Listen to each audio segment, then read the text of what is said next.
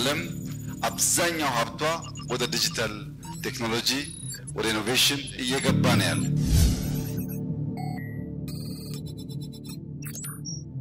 ብዙ ሀብት የፈሰሰበት ነገር ደግሞ ብዙ ሰው ይይዛል፣ ብዙ ዕውቀት ይይዛል። የመባዛት አቅሙም በጣም በዚያው ልክ ያደገ ነው። እኛ ኢንቨስት ሳናደርግ ስታርታፕ ሳናግዝ እንደዚሁ ኮድ የሚጽፉ ሰዎችና አፕሊኬሽን የሚሰሩ ሰዎች አይተን ከዚያ ሴክተር መቋደስ የሚገባንን ነገር በበቂ ልናገኝ አንችልም። ሰው ቴክኖሎጂን ፈጣሪ መሪና ተጠቃሚ መሆኑ 2018 ከተስፋ ወደሚጨበጥ ብርሃን ማደግ ይቻላል፣ መጽናት ይቻላል ብለው ከጥቂት ሰዎች ባሻገር የምናምንበት ጊዜ ይሆናል።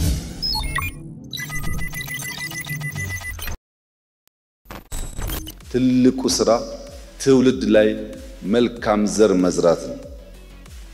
ኢትዮጵያ ተስፋ አላት። ኢትዮጵያ ትበለጽጋለች። የኢትዮጵያ ብልጽግና የሚረጋገጠው ግን ነገን መዋጀት የሚችል እሳቤና ብቃት ባላቸው ወጣት ሴትና ወንድ ልጆቻችን ነው።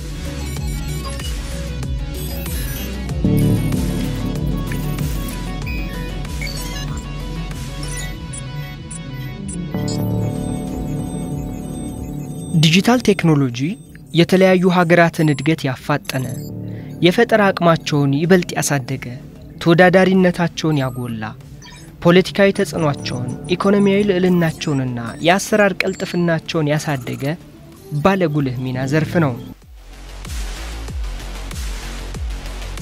ሀያላን የምንላቸው ሀገራት ሀያልነታቸው ላይ ካደረሳቸው መሰረታዊ ምክንያቶች መካከል በተመጋጋቢዎቹ ዲጂታል ቴክኖሎጂና ዲጂታል ኢኮኖሚ ላይ የበዛ ትኩረት በማድረግ ስለሰሩ ነው። ኢትዮጵያም ካለፉት 6 ዓመታት ወዲህ በተለይም በዲጂታል ቴክኖሎጂ ከ2012 ዓ.ም ጀምሮ ባደረገችው ሰፋፊ ማሻሻያዎች ነገ ከዓለም ጋር ተፎካካሪ እንድትሆን የሚያደርጋትን መንገድ እየጠረገች ነው።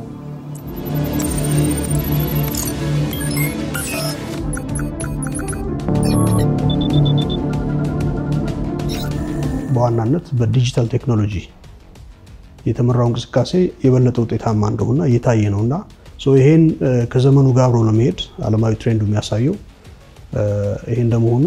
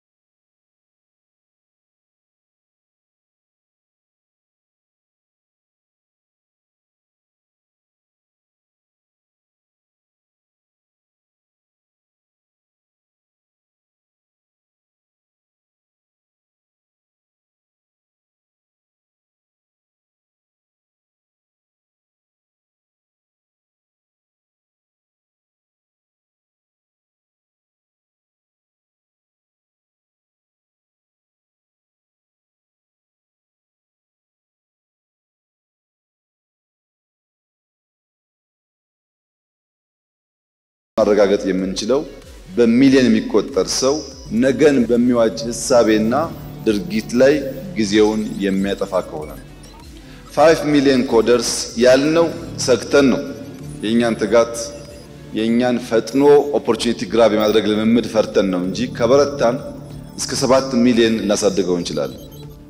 መፍጠን ከቻል ተክተን ከሰራን እድሉ ክፍት ነው። 5 ሚሊዮን ኮደርስ ኢትዮጵያ ፈጠረች ማለት በሀገር ውስጥና በውጭ በቀላሉ ስራ ሊያገኙ የሚችሉ ስራ ሊፈጥሩ የሚችሉ ኩባንያ ሊፈጥሩ የሚችሉ ሰዎች ፈጠረች ማለት ነው።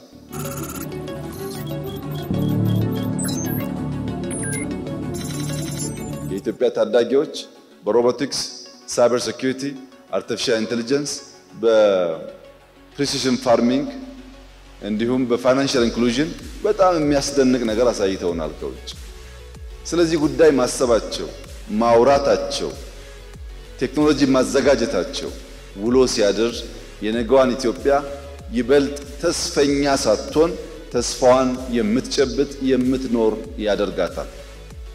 እናንተ ወጣቶች እያንዳንዱ የምትጽፉት ላይን ኦፍ ኮድ እያንዳንዱ ፈንክሽን ፕሮዳክት ከመሆኑ በፊት ለዓለም ዕውቀት እያበረከታችሁ እንደሆነ ማሰብ ይጠበቅባችኋል።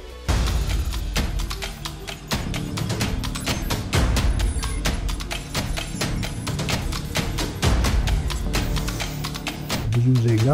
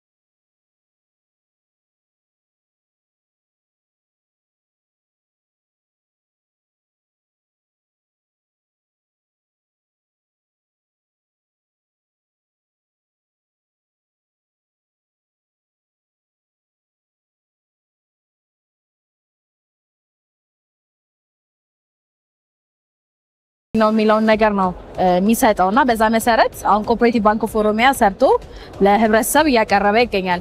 ከዚህ በኋላ ደግሞ አሁን ኦሬዲ ማርኬቱ ላይ ካሉ ትልልቅ ባንኮች ጋር ኢንፓርትነርሺፕ ሆነ ከክፍያ ጋር ወደ 5 ባንኮች ተደራሽ ለማድረግ ከአዲስ አበባ ውጭ ወተን ደግሞ ኢትዮጵያን ተደራሽ ለማድረግ እየሰራን ያለ ነው።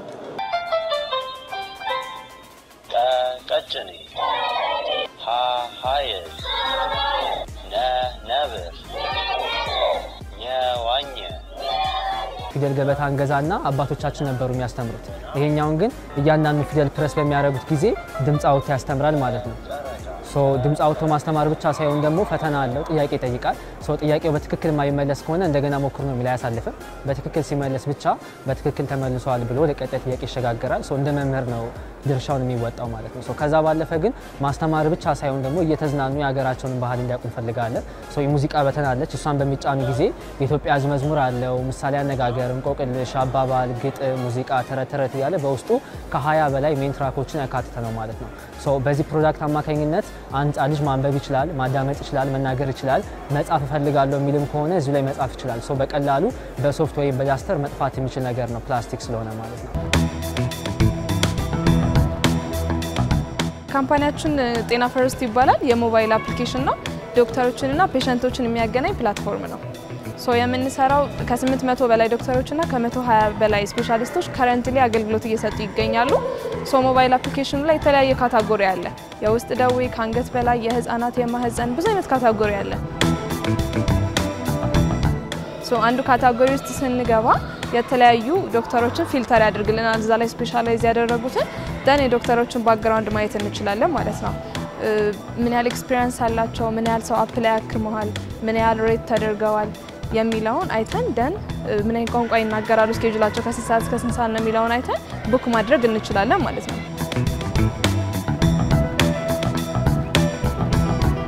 ሶ ጤና ጣቢያ ላይ ወይም ሆስፒታል ላይ ሂደን ያለውን ፕሮሰስ እናውቀዋለን አይደለ? ካርድ ማውጣት፣ ከዛ ረጅም ሰዓት መጠበቅ። ሶ ዶክተራችንን ስናገኘው ሀፍ ኦፍ ኤ ዴይ ምናምን አሳልፈን ዶክተራችንን ስናገኘው 5 ደቂቃ ይሆናል ከሱ ጋር የምናሳልፈው። ስለዚህ እሱን ለመቀነስ ኦዲዮ ኮል እና ቪዲዮ ኮሎችን መጠቀም እንችላለን። ከዛ በተጨማሪ ደግሞ ኦን ክሊኒክ እና ሆም ኬር የሚባል አገልግሎት አለ ማለት ነው። ሶ ቪዲዮ ኮል እና ኦዲዮ ኮል በቂ ካልሆነ ኦን ክሊኒክ የሚባለው ሜትድ መጠቀም እንችላለን ማለት ነው። ስለዚህ ኦን ክሊኒክ ማለት ሰዎች ዶክተሮቻቸው ወዳሉበት ሆስፒታል ቡክ ያደርግላቸዋል፣ ደን ሂደው መታከም ይችላሉ ማለት ነው።